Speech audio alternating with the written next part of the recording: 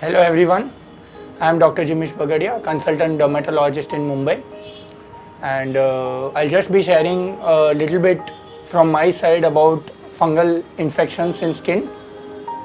So before Corona has struck the people all over the world and made their lives miserable, there are lot many in our country, especially with the tropical climate, whose lives have been made miserable by fungal skin infections, and they've been suffering. Some of them have been suffering for almost many years, and they keep asking me when they come to me that what is the reason, I mean what are we not doing right that the infection refuses to go away.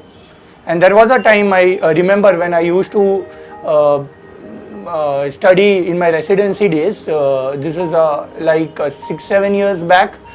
So at that time the infections were very easy to treat, and in fact we used to write down a prescription and tell the patient that the patient need not come back again.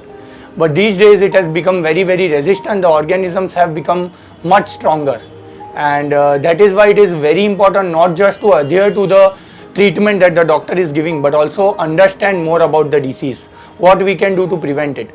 A lot of times many people in the family, multiple people in the family are suffering from the same problem. I've had families of 4 and 5 saying that all of them have had the disease. One person takes the treatment, by the time that person is treated, the other person gets the disease. And this cycle goes on, and the suffering is never ending for some of them. So let us understand what causes it. So fungal infections can be of various types, and depending on what areas they affect, we classify them as fungal infections of the skin. Then we have systemic fungal infections that are affecting organs deeper to the skin. We are mainly concentrating here on the skin fungal infections. That too, the current epidemic that is caused by tinea, or what we commonly known as the ringworm. The round patches and plaques that the patients develop, that causes them an irresistible impulse to scratch. This is what we are focusing today on. We have different skin fungal infections, but we'll be concentrating on what is causing the suffering in most of us. So the tinea can be classified based on the type, based on the site where it affects. It can be scalp infection, which we call as tinea capitis. This usually occurs in children below the age of 12-13 years, because the sebaceous glands that are there on the scalp have not yet started secreting the oily substance known as sebum. This substance usually starts getting secreted in people above the age of 12-13 years once they reach puberty, and this prevents the growth of fungal organisms. Hence scalp fungal infections are not very common in adult people. However, we are seeing these days an increased surge in facial skin infections, what we call as tinea faciae, and these can then spread to involve the scalp also. Especially with the use of mask during this COVID period, we see more and more of facial fungal infections because possibly the mask factor is adding to it. That is why in most of my patients with lesions on the face and the neck, I advise them to use pure cotton masks that are to be washed regularly, every day preferably, and either they can be reused after a few days, or after proper drying they can be reused.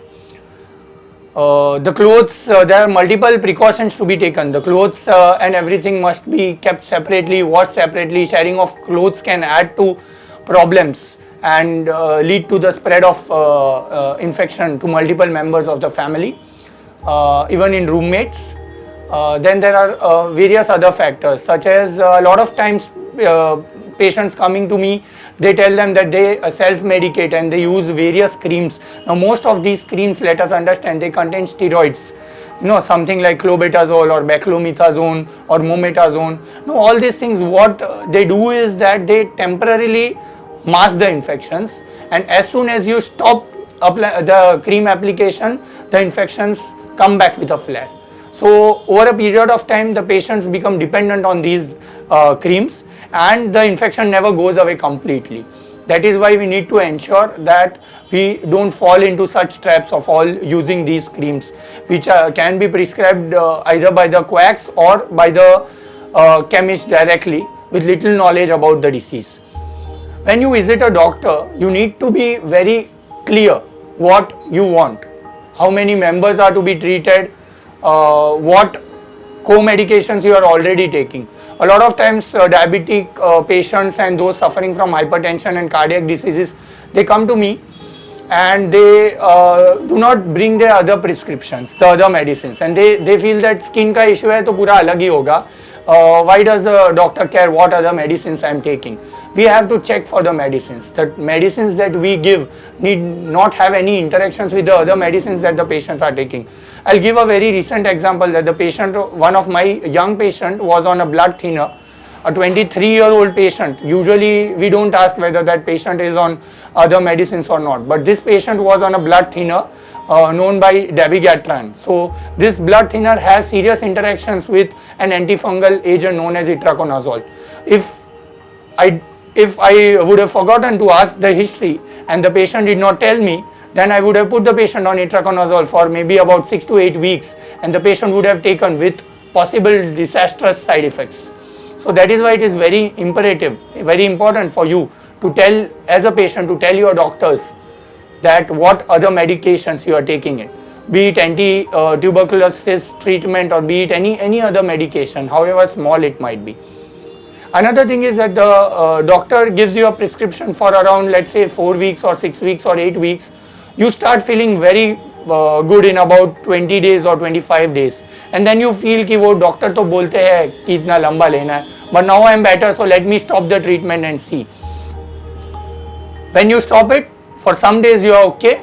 After some days again the infection starts coming back. The doctor has given you the treatment for a particular course for a reason, so that there is complete eradication of the illness. But if you are not finishing off the entire course, then the disease is going to come back. The chances are very high that the disease is going to come back. So follow the doctor's advice very carefully. What doctor is a specialist? A dermatologist ideally, but someone who knows in and out about the disease, someone who will tell you what the problem is. So a dermatologist is someone who knows the disease in and out, knows everything about the medicines, knows what treatment would be ideal for you, knows whether you need any creams concomitantly or not, knows whether you need any oral medicines or the disease can only be cured with the medical or topical medicines. Other special indications such as if you are pregnant or if you are breastfeeding your baby, you must tell your doctors all about this. Why the disease keeps on coming back? There are multiple factors to it. One, the hygiene and other issues. A lot of female patients come to me and they have these recurrent skin disease, skin fungal infection on the buttocks and on the perineum.